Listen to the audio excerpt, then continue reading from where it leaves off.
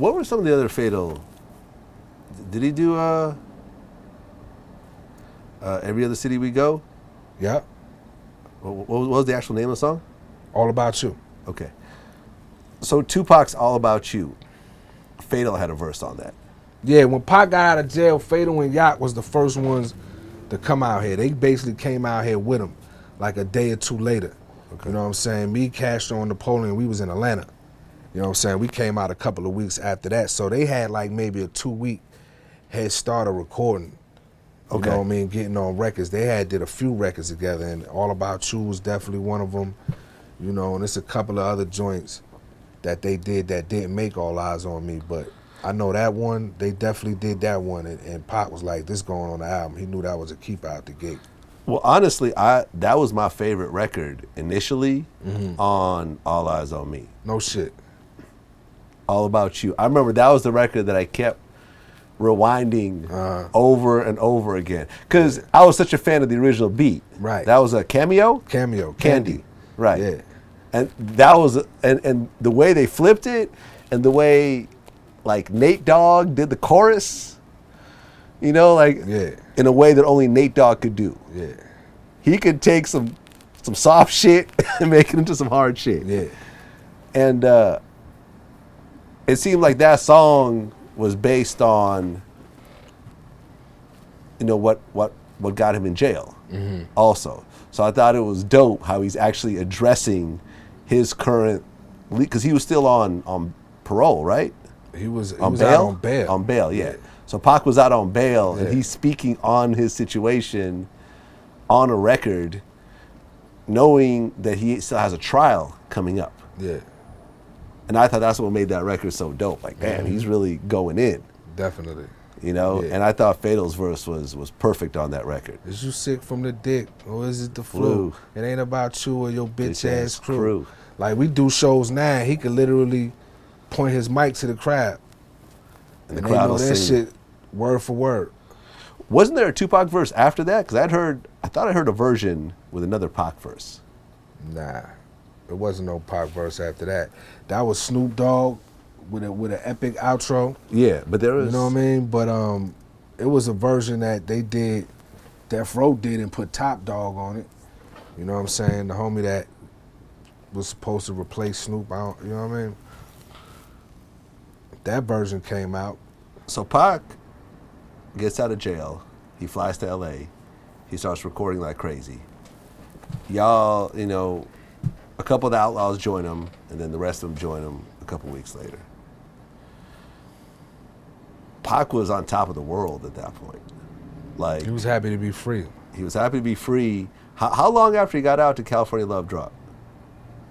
A few months. A few months. A few months. I think he was out of jail a good couple of months before any new music came out on him, if I remember correctly. But yeah, but there's always, when someone go to jail, there's always like, he ain't gonna come out, you know, he just ain't gonna be with the, you know, jail fucks certain people up. People go to jail and never recover. Yeah. And, you know, but Pac came out and it was a steroid Pac at that point. Like, it was, I feel, elevated. And I remember when that song dropped, when California Love dropped, it was like ridiculous. You know, because it was, because the stuff that was dropping on Me Against the World was more kind of heartfelt, you know, like Dear Mama. That was like the big record off Me Against the World, right? And he went to jail. There was no real promotion, you know, it was so forth. And then California Love dropped, and it was like a fucking nuclear bomb dropped, just in music in general. Yeah. And then you had this super high budget video, and it was just crazy. It was crazy. And Death Row was already the hottest label. Already. It's a story that, you know what I mean, can't be told again. You know, and it's actually been, you know, tried to do, you know, we done had the rapper coming home from jail, and, you know what I mean, cats have already had, they, you know, had to do it because they done got locked up, and now they coming home, and they, you know, that's energy. You know, it's even in the streets, when you go to jail and you either beat a case or, you know what I'm saying, you dodge a bullet, or, you know, you get out on bail, that give you a burst of energy naturally. Like, yo, you looking back like shit. But Pac had had a whole bunch of extra energy because his life had just been, you know what I mean, somebody just tried to take his life not too long before that. So that added to it. Were you there when he did California Love? Yeah, I was there when he laid his verse. Was Dre in the studio with him? Yeah, Dre was right there. Yeah, Dre was right there on the boards. Why did Dre do the first verse of California Love? He already had that song. That was, you know what I mean? He already had that song. You know what I mean? Right, because he didn't actually talk about Tupac in the song. Nah. Does he? Nah, I think Dre was planning on using that for something for itself, you know what I mean? And you know, it was Chronic 2000, something like that. Who knows? You know what I'm saying? Jay probably got monsters sitting up now that he could put out. Because just being who he is, so he had that monster sitting there, and you know what I mean? So the hook and everything was done. Roger Troutman had already done the hook. The first verse was done, so Pac just hopped on the second verse? Yeah, I think that song was completely wrapped up. You know what I mean? I heard it might have even been another rapper that was supposed to be on that song. You know what I mean? I guess that didn't make it. And yeah. Yeah, and okay, so that's interesting, because usually Pac worked on his verses, I mean, on a lot of his songs from beginning to end. This was something that was already kind of constructed. Yeah, you know what I mean? This was like a welcome home gift. Yeah. You know what I mean? Okay, but I don't think Dre did that with Pac in mind. But I'm not sure. You know what I mean? Okay. Like, who knows? So the song was mostly done. Pac coming in, did the verse, and then they decided, like at the time that he was doing it, where they were like, okay, this is gonna be Pac's song. I mean, I know Pac felt like that was his song. I know he was like, yo, this is my single. This is what I need to come back with. You know what I mean? It all made sense in his mind.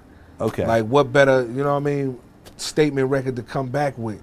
Was that done in the beginning stages of him coming home, or later on after he'd been recording for a while? Nah, he had songs. He had songs under his belt by the time he got to California Love. Okay. So California Love came out, and Tupac and the Outlaws is like the hottest shit on the planet. You guys are in the insert. Man, Pac was the hottest shit on the planet, man. Yeah. I felt like we had so much more to do, and we were still in the earning and learning stages as far as our career, as far as the whole group collectively. You had some members that was a little bit more polished than others. Like Fatal was ready to go. Fatal could have came out as a solo artist shortly thereafter. Okay. You know what I mean? Which he did eventually, because Fatal had already put in years of work in Jersey. So he was kind of the one in the group at that time, in my opinion, I was ready to go. And then the rest of the members, you know what I'm saying, still had some learning to do and learning song structure, you know, voice projecting, all that shit. We was still learning. You know what I'm saying? So I didn't feel like we was the hottest shit in the world until we did Made Niggas. You know what I mean? That was the first song we did where, you know what I'm saying, I seen Pac look at us like, oh shit, y'all niggas got something. You know what I mean? That right there, he seen it like bam. You know what I mean? That was the first song we got paid for because it was on the Super Cop soundtrack. You know what I mean? We all got a couple of racks for that. You know what I'm saying? Opened up bank accounts. First time a lot of us had bank accounts. And you know what I'm saying? Any money that didn't come off the block or from the government, you know what I'm saying? Or from my parents. So, you know, Made Niggas was the song that really, you know what I'm saying? And even on that song, Fatal saying shit like blow the roof off or poof like Rachmel Raouf. That was before the Twin Towers. That was before a lot of that shit. But that was just from a nigga being aware of like, yo, it's shit popping off in the Middle East. You know what I'm saying? That a lot of you rap niggas ain't talking about, but I'm going to just take it and make it a bar.